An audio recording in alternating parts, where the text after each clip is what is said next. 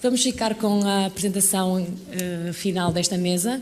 Temos connosco o Dr. Ricardo Vargas, psicólogo, coach certificado, é consultor internacional, é empreendedor, é diretor-geral da empresa Consulting House, tem diversos livros publicados na área da gestão e é membro da Assembleia de Representantes da Ordem dos Psicólogos. Muito obrigada.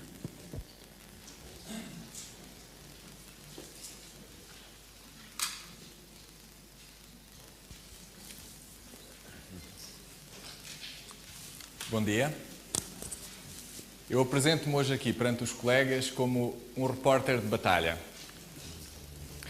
porque o meu trabalho é no centro da batalha do desemprego, as empresas privadas.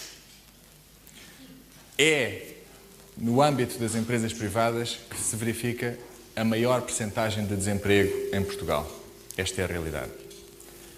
É nestas empresas também onde o stress, o burnout, são a realidade cotidiana.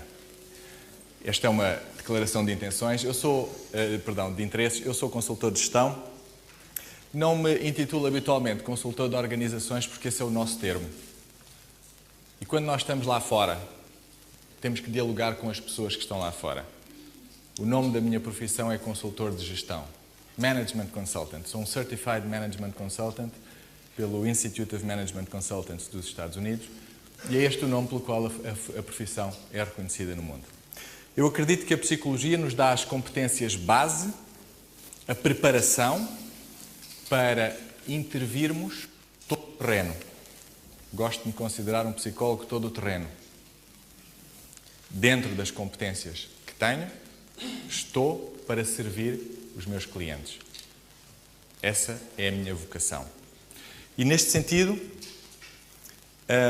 o trabalho destes minutos, esta reflexão que vos proponho, é uma reflexão sobre uma perspectiva ligeiramente diferente, portanto, a perspectiva do que se passa nas empresas, e é uma perspectiva, se quisermos, de intervenção indireta em prevenção primária, para utilizar os nossos termos, dos quais nunca falamos com os nossos clientes.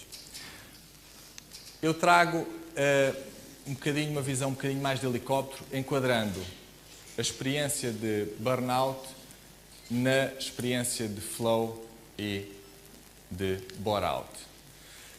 Pego nos termos de Csikszentmihalyi, da experiência de flow, experiência ótima, de total absorção, energizada, foco, perda da dimensão temporal que o sujeito tem quando se engaja numa tarefa significativa para ele e que está num nível de competência muito próximo do seu limite superior. Ou seja, as tarefas que nos levam a explorar o máximo das nossas competências são aquelas que nos proporcionam a experiência de flow. Somos quase competentes para fazer o que estamos a fazer, sentimos-nos esticados ao nosso limite, isso promove a nossa aprendizagem e o nosso desenvolvimento e promove também um estado de experiência ótima. É interessante que nos estudos de Csikszentmihalyi, desde os primeiros estudos dele até aos mais recentes, há uma história interessante que ele refere como o paradoxo do trabalho. A maior parte das nossas experiências ótimas acontecem no trabalho. E, no entanto, a maioria das pessoas diz que prefere passar menos tempo do que aquele que passa no trabalho. Csikszentmihalyi apresenta uma das hipóteses para isto como sendo nós estamos contaminados pelos estereótipos sociais face ao trabalho. Cito um coach meu, um alto executivo alemão, que me dizia outro dia: o trabalho não é a coisa mais importante na minha vida, mas é aquela a que eu dedico mais tempo. Por isso eu tenho que ser muito bom naquilo que faço para proteger o resto da minha vida. Tenho que ser cada vez mais eficiente no que faço, cada vez melhor, para proteger o resto da minha vida, que é o mais importante.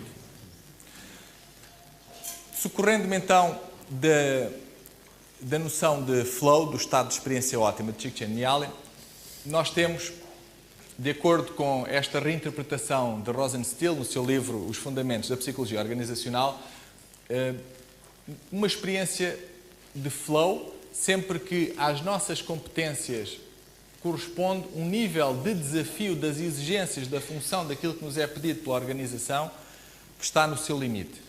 Quando estamos acima, nós entramos em preocupação, estado de ansiedade, stress, cristalização desta resposta de stress que leva ao estado, um dos fatores que leva ao estado de burnout.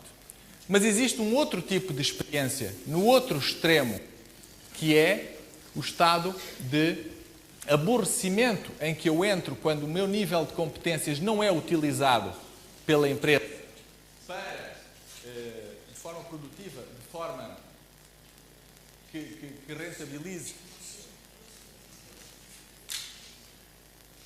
Agora, ele está ligado. Conseguem ouvir? Sendo problema de ligação no micro. Já está? Ok. Quando as nossas competências não são utilizadas de acordo com aquilo que nós somos capazes de fazer, entramos em estado de tédio, aborrecimento, frustração e no estado que ele define como bore-out. O burnout e o bore-out seriam dois estados limites de experiência, estando no centro de tudo o estado de experiência ótima de flow. Isto é interessante para nós porque o bore-out é o outro lado da lua, aquele que ninguém vê. Toda a gente fala do burnout, mas o bore-out tem mais consequências do ponto de vista da cultura empresarial e do engajamento dos colaboradores do que o próprio burnout. Dou-vos alguns exemplos dos sintomas descritos para o bore-out: aborrecimento, fadiga, irritabilidade, desânimo, isolamento social e falsificação de imagem. A pessoa que tem cada vez menos para fazer, e nós todos podemos pensar, olha que bom, vou tratar da vidinha. E toda a gente pensa nisso, mas pensa nisso durante uma semana ou duas. Porque o que acontece é que há o resultado negativo desta experiência é que há uma perda de autoimagem, uma perda de eficácia, uma perda de autoestima. Eu sinto que valho cada vez menos para a empresa, que o meu trabalho vale cada vez menos e isto torna-me a mim próprio também preocupado com o meu futuro. Lembro que esta estratégia de bore-out é utilizada como forma de assédio, de bullying, de procurar o despedimento das pessoas. Há muitas empresas que o utilizam simplesmente como forma de cansar as pessoas, esvaziando completamente a sua função. Portanto, temos entre o burnout e o bore-out a experiência ótima de flow. Estas pessoas falsificam a sua imagem perante os colegas e, pior, perante a família e os amigos. Porque é muito difícil chegar a casa e dizer: eu já não conto no trabalho, eu já não faço nada, eu não tenho importância. E como as pessoas não conseguem dizer isto, entram nesta falsificação para eles próprios, com os custos que todos nós conhecemos. Um questionário atitudinal que é feito regularmente nos Estados Unidos mostra-nos alguns destes custos do ponto de vista da empresa. Nós temos aqui alguns dados em que temos a azul as pessoas que reportam ter uma quantidade de trabalho adequada para as suas competências, portanto estarão próximo daquela experiência de flow, e várias atitudes em relação à empresa e à função. Portanto, satisfação com a função, desafio no trabalho, bom uso de competências, orgulho na empresa, realização pessoal e sensação de importância. E a vermelho, temos as pessoas que reportam em relação às mesmas atitudes, mas aquelas que reportam que têm uma baixa quantidade de trabalho para as suas próprias competências. O impacto na imagem que a empresa tem, na percepção que os seus colaboradores têm, é altamente diferenciado. Eu não encontrei os dados para 2008, também das pessoas que estão no outro extremo, mas os dados dos anos anteriores são muito próximos da experiência das pessoas que têm uma quantidade de trabalho adequada para as suas competências. O que significa que as pessoas que estão do lado do bore-out têm uma percepção mais negativa da empresa do que aquelas que estão do lado do burnout, porque se sentem úteis, engajadas, aproveitadas, embora demasiado. Mas estas pessoas trazem estas experiências como uma forma de preguiça e desânimo também para a sua vida privada. Desaparece a divisão entre tempo privado e tempo profissional. Esta é outro resultado deste inquérito. é que as pessoas com burnout, para se protegerem, conseguem manter uma melhor divisão do tempo privado e descansar no pouco tempo que têm ou dedicá-lo à família. As pessoas com burnout conseguem fazê-lo menos. Situando estes dois extremos, eles têm causas comuns. Tudo aquilo que afeta a forma como as competências são organizadas dentro da empresa e a forma como o trabalho, os processos são desenhados e como tudo isto é entregue a cada uma das pessoas que nela trabalham para executar, são causas comuns a burnout e bore-out. E elas são o nosso domínio. E este é o meu apelo. Venham trazer as competências para estas áreas, porque as empresas precisam de nós. Inadequado desenho de processos e funções é uma causa comum. Mudança organizacional, situações de mudança afetam naturalmente a forma como as funções estão atribuídas, mas também o desemprego. As empresas, de facto, precisam de viver. As empresas, de facto, precisam de produzir com melhor qualidade, com maior produtividade, a mais baixo custo. Mais baixo custo não significa necessariamente salários mais baixos, pelo contrário. Pode significar melhores processos, melhor qualidade e, sobretudo, significa sempre melhores competências. Recrutamento incompetente. Naturalmente, se as pessoas que são recrutadas não têm competências adequadas para as funções, é muito fácil caírem num dos dois extremos. Perfis de competências não definidos ou mal definidos para as funções. Condições imprevistas de mercado que obrigam a empresa a responder a picos de procura ou a baixas de procura, porque naturalmente, sejamos honestos, nenhuma empresa privada, e pensem por favor não nas grandes, mas pensem nas 300 e qualquer coisa mil pequenas e médias empresas do nosso país, nenhuma dessas empresas hoje pode dizer aos seus colaboradores: olhem, nós tínhamos a oportunidade de realizar um projeto e de angariar mais um cliente, mas, como todos precisamos de descansar, vamos deixar-nos quietinhos e perder esta oportunidade de mercado. Não podemos. As empresas não podem fazer isto. Portanto, têm que responder a picos de procura que muitas vezes são absolutamente fundamentais para a sua sobrevivência e têm que lidar com baixas de procura que põem em causa a motivação e o engajamento psicológico dos seus colaboradores. Eu vou centrar o resto dos meus 45 slides nas competências de gestão de pessoas. Ok, pelo menos havia 3 pessoas atentas. Que são uma das causas principais e, naturalmente, dentro destas, dei apenas um exemplo, o assédio psicológico é a vertente mais pérfida da ausência de competências de gestão de pessoas. Ora, quais são as estratégias para lidar com o burnout e o bore-out? Bem, desde logo, tudo aquilo que promova centrar as pessoas no seu estado de experiência ótima.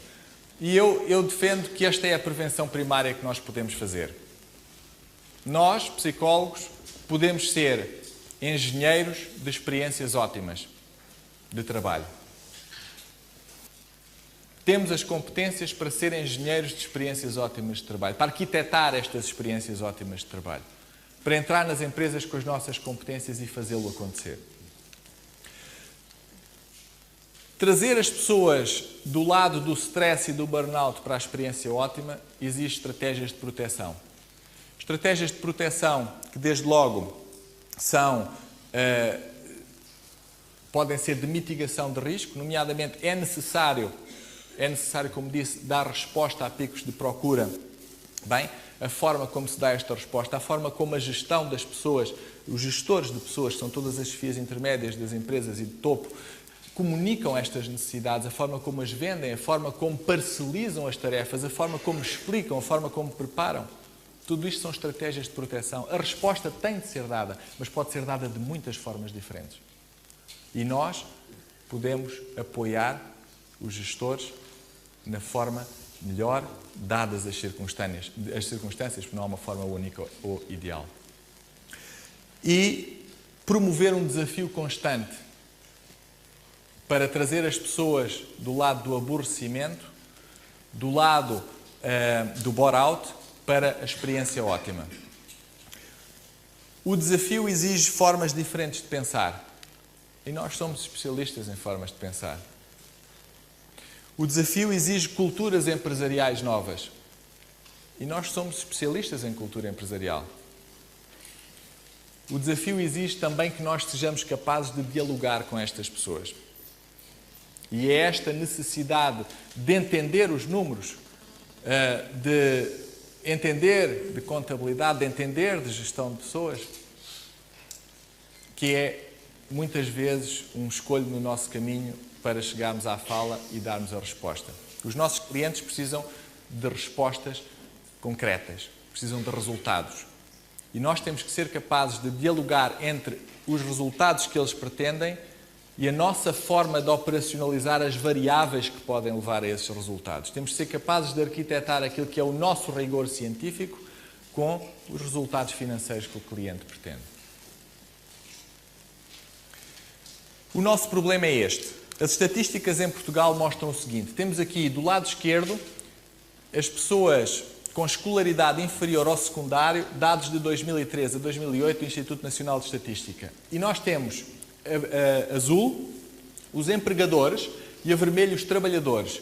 E o que é que acontece? Se repararem, os empregadores com escolaridade inferior ao ensino secundário são muito mais do que os seus trabalhadores.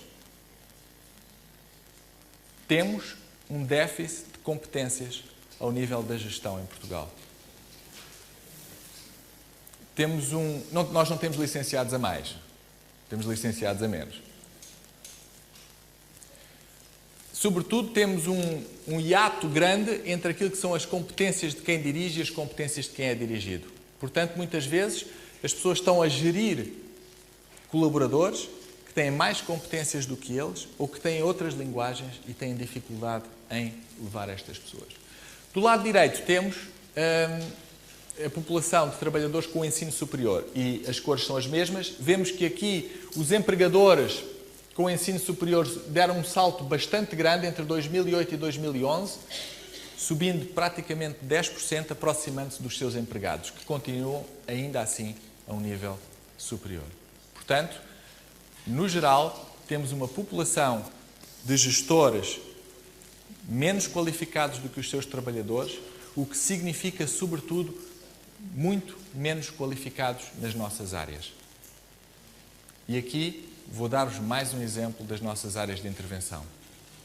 Tudo o que sejam competências a desenvolver nestes gestores de pessoas, que sejam soft skills, competências relacionais, em qualquer uma destas áreas, é prevenção do stress e do burnout. É arquitetura da experiência ótima. Quem melhor pode fazer estas formações? Os psicólogos. É o nosso território. Este é o nosso território. No entanto, competências não são suficientes. E quero falar-vos um bocadinho da minha experiência como coach e consultor, que tenho encontrado ao longo dos anos, que uma das principais dificuldades que os gestores têm, e aqui falo muito da minha experiência em Portugal, por contraposição com a experiência de outros países, embora se verifique o mesmo noutros países. Tenho tido algumas experiências de trabalho no Brasil, Estados Unidos, Suíça, Alemanha. As pessoas têm dificuldade em lidar com a solidão do poder. Quando nós somos promovidos para um cargo de gestão, temos pela primeira vez um isolamento comunicacional. Os nossos colegas não vão falar connosco da mesma maneira. Temos um isolamento informacional. É a pessoa a quem mais se mente dentro da organização, é o chefe. E dificilmente temos apoio. Porque uma chefia intermédia no seu caminho de progressão de carreira tem a empresa na pessoa ou pessoas da sua direção de topo a pedir-lhe resultados. E tem a equipa a pedir-lhe significado. E está sozinho. Está em terra de ninguém. E é esta atitude de ser capaz de lidar com esta capacidade, esta competência de ser capaz de lidar com a solidão do poder que faz a diferença na aquisição das outras competências também. Porque